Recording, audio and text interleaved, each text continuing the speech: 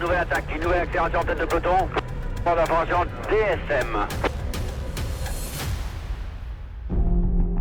Bonjour à tous, bienvenue sur la troisième étape de Paris-Nice 2022. Le peloton file toujours un peu plus vers le sud. Direction la Creuse aujourd'hui, 191 km entre Vierzon et Dun-le-Palestel. Et un final pour Puncher, une étape idéale pour Wout van Aert, très à l'aise depuis le début de cette 80e édition de la course au soleil. Il pourra compter aujourd'hui sur le soutien du maillot jaune en personne, Christophe Laporte, bon finisseur sur les fins d'étape casse-pattes. Ça va être une journée, je pense, nerveuse encore, il y a du vent. Le final est assez difficile. On va essayer de jouer la victoire avec Wout aujourd'hui, c'est une belle arrivée pour lui. Faut voir comment il va se sentir avec la chute d'hier.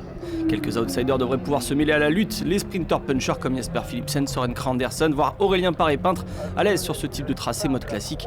Lui qui a terminé 15e du dernier Tour de France.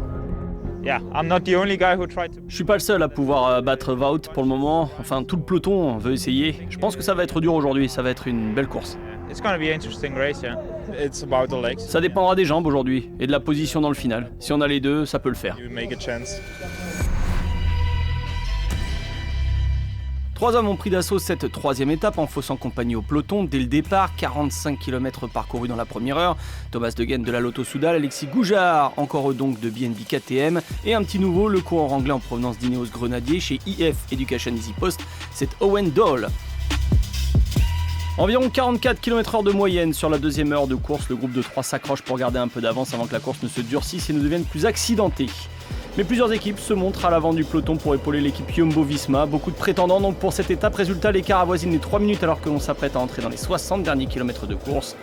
Et le peloton en profite pour repérer le final avec un premier passage sur la ligne d'arrivée à Dun-le-Palestel prévu à 43 km de l'arrivée. En attendant, la route s'élève quelque peu comme l'avait indiqué Aurélien Paré-Peintre avant la course. L'écart lui continue de chuter. C'est une étape qui est pas facile sur le final, c'est des routes qu'on connaît bien, avec une arrivée un petit peu on va dire compliquée, sinueuse, tortueuse. C'est un peu les routes du Tour du Limousin. Pour les équipes françaises, on sait que c'est des routes qui sont jamais faciles, donc voilà, on n'est pas à l'abri de quelques surprises.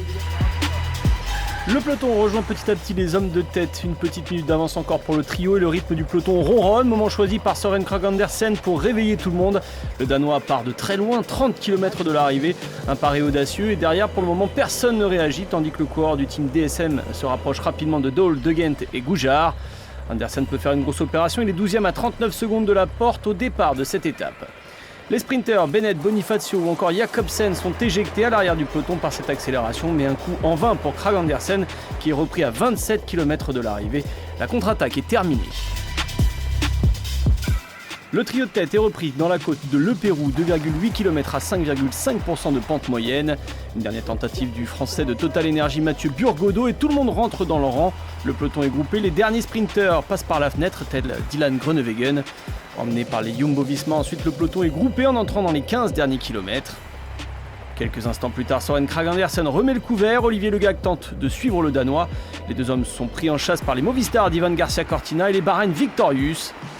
Une chasse qui ramène vite le peloton qui file désormais vers la ligne. Plus question de laisser un coureur tenter sa chance, on roule à plein régime dans le final. Et Laporte va y aller, Allez, Christophe Laporte, on est à 500 mètres de l'arrivée maintenant. Christophe Laporte qui se retourne. Et Steven qui emmène.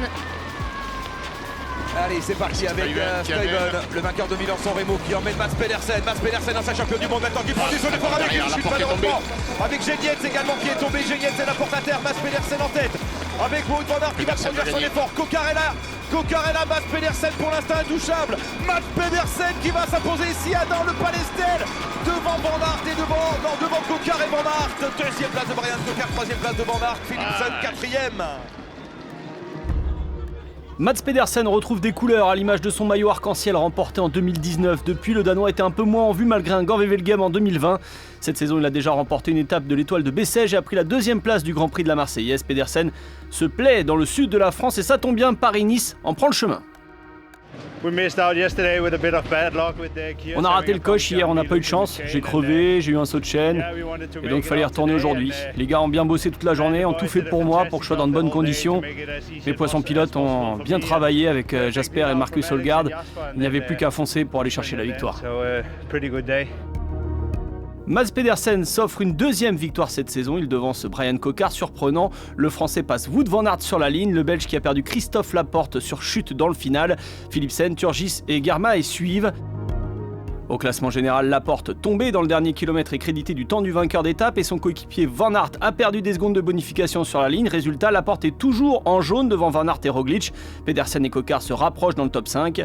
Wout van Aert remporte suffisamment de points pour prendre les commandes du classement du maillot vert devant Laporte, Pedersen et Jacobsen, les 3 vainqueurs d'étape sur ce Paris-Nice.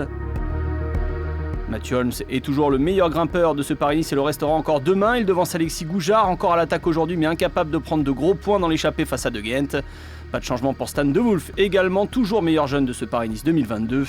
Demain contre-la-montre dans l'Allier entre Domérat et Montluçon, un chrono court de 13,4 km qui devrait décanter le classement général avec certainement un changement de leader à l'issue de l'étape.